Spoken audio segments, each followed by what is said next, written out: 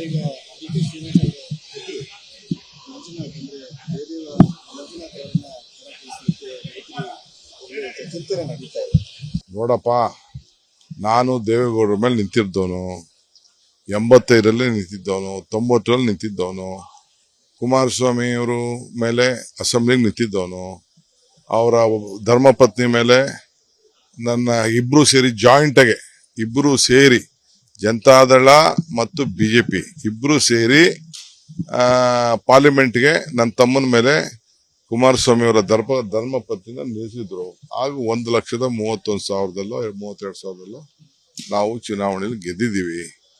ಯಾರು ಬೇಕಾದ್ರೂ ಅವ್ರು ಆಯ್ಕೆ ಮಾಡಿ ಕಳಿಸ್ಲಿ. ನಮ್ಮ ಮತದಾರರಿದ್ದಾರೆ. ಸುರೇಶು ಡೆಲ್ಲಿಲಿ ಕೂತ್ಕೊಳ್ಳೋ MP ಅಲ್ಲ, ಹಳ್ಳಿಲಿರೋ MP. ಹಳ್ಳಿಲಿ ಸುರೇಶ್ದೇ ಆದಂತ ಒಂದು ಪ್ರತ್ಯೇಕವಾದಂತ ನಮ್ಮ ಮತದಾರರ ಭಾವನೆಯಲ್ಲಿ is a ground level worker ಅಂತ ಇದೆ. ಬೇರೆಯವರು MP ಗಳಾಗಿದ್ರು ನಮ್ಮ ಕ್ಷೇತ್ರದಿಂದ, ಗೌಡ್ರು ಆಗಿದ್ರು, ಕುಮಾರಸ್ವಾಮಿನೂ ಆಗಿದ್ರು, ಬೇಕಾದಷ್ಟು ಜನ ಎಲ್ಲ ಆಗಿದ್ರು.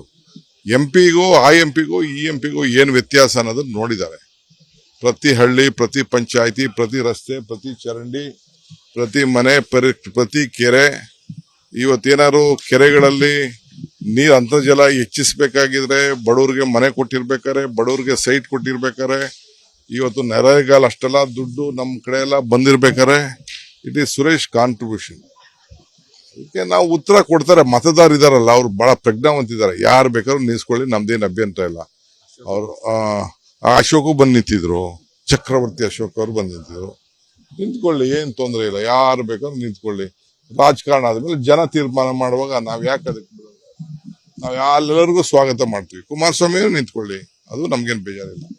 ಈಗ ಡಿ ಕೆ ಶ್ರೀನಿವಾಸ್ ಮಂಜುನಾಥ್ ಅಂದ್ರೆ ಜಯದೇವ ಮಂಜುನಾಥ್ ಅವರನ್ನ ಹೊರತುಪಡಿಸಲಿಕ್ಕೆ ರೈತರು ಚಿಂತನೆ ನಡೀತಾ ಇದೆ. ನೋಡಪ್ಪ, ನಾನು ದೇವೇಗೌಡರ ಮೇಲೆ ನಿಂತಿದ್ದವನು, 85ರಲ್ಲಿ ನಿಂತಿದ್ದವನು, 90ರಲ್ಲಿ ನಿಂತಿದ್ದವನು, ಕುಮಾರಸ್ವಾಮಿ ಅವರು ಮೇಲೆ ಅಸೆಂಬ್ಲಿಗೆ ನಿಂತಿದ್ದವನು, ಅವರ ಧರ್ಮಪತ್ನಿ ಮೇಲೆ ನನ್ನ ಇಬ್ರು ಸೇರಿ ಜಾಯಿಂಟಾಗೆ ಇಬ್ರು ಸೇರಿ ಜನತಾದಳ ಮತ್ತು ಬಿಜೆಪಿ ಇಬ್ರು ಸೇರಿ ಪಾರ್ಲಿಮೆಂಟ್ಗೆ ನನ್ನ ತಮ್ಮನ ಮೇಲೆ ಕುಮಾರಸ್ವಾಮಿ ಅವರ ಧರ್ಮಪತ್ನಿನ ನಿಲ್ಲಿಸಿದ್ರು. ಆಗ 1,31,000 32,000 ನಾವು ಚುನಾವಣೆಯಲ್ಲಿ ಗೆದ್ದಿದ್ದೀವಿ. ಯಾರು ಬೇಕಾದ್ರೂ ಅವ್ರು ಆಯ್ಕೆ ಮಾಡಿ ಕಳಿಸ್ಲಿ. ನಮ್ಮ ಮತದಾರರಿದ್ದಾರೆ. ಸುರೇಶು ಡೆಲ್ಲಿಲಿ ಕೂತ್ಕೊಳ್ಳೋ MP ಅಲ್ಲ, ಹಳ್ಳಿಲಿರೋ MP. ಹಳ್ಳಿಲಿ ಸುರೇಶ್ದೇ ಆದಂತ ಒಂದು ಪ್ರತ್ಯೇಕವಾದಂತ ನಮ್ಮ ಮತದಾರರ ಭಾವನೆಯಲ್ಲಿ is a ground level worker ಅಂತ ಇದೆ. ಬೇರೆಯವರು MP ಗಳಾಗಿದ್ರು ನಮ್ಮ ಕ್ಷೇತ್ರದಿಂದ, ಗೌಡ್ರು ಆಗಿದ್ರು, ಕುಮಾರಸ್ವಾಮಿನೂ ಆಗಿದ್ರು, ಬೇಕಾದಷ್ಟು ಜನ ಎಲ್ಲ ಆಗಿದ್ರು. MP ಗೂ ಆ MP ಗೂ ಈ MP ಗೂ ಏನು ವ್ಯತ್ಯಾಸ ಅನ್ನೋದನ್ನ ನೋಡಿದ್ದಾರೆ.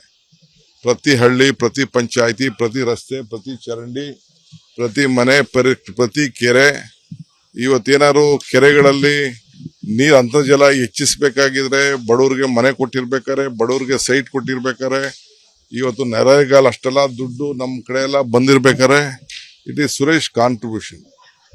ಅದಕ್ಕೆ ನಾವು ಉತ್ತರ ಕೊಡ್ತಾರೆ. ಮತದಾರ ಇದಾರಲ್ಲ, ಅವ್ರು ಬಹಳ ಪ್ರಜ್ಞಾವಂತಿದ್ದಾರೆ. ಯಾರು ಬೇಕಾದ್ರೂ ನಿಲ್ಸ್ಕೊಳ್ಳಿ, ನಮ್ದೇನು ಅಭ್ಯಂತರ ಇಲ್ಲ. ಅವ್ರು ಅಶೋಕು ಬಂದು ನಿಂತಿದ್ರು, ಚಕ್ರವರ್ತಿ ಅಶೋಕ್ ಅವರು ಬಂದು ನಿಂತಿದ್ರು. ನಿಂತ್ಕೊಳ್ಳಿ, ಏನ್ ತೊಂದರೆ ಇಲ್ಲ. ಯಾರು ಬೇಕಾದ್ರೂ ನಿಂತ್ಕೊಳ್ಳಿ. ರಾಜಕಾರಣ ಆದ್ಮೇಲೆ ಜನ ತೀರ್ಮಾನ ಮಾಡುವಾಗ ನಾವ್ ಯಾಕೆ ಅದಕ್ಕೆ ಬಿಡೋದು? ನಾವ್ ಎಲ್ಲರಿಗೂ ಸ್ವಾಗತ ಮಾಡ್ತೀವಿ. ಕುಮಾರಸ್ವಾಮಿ ಅವರು ನಿಂತ್ಕೊಳ್ಳಿ, ಅದು ನಮ್ಗೇನು ಬೇಜಾರಿಲ್ಲ.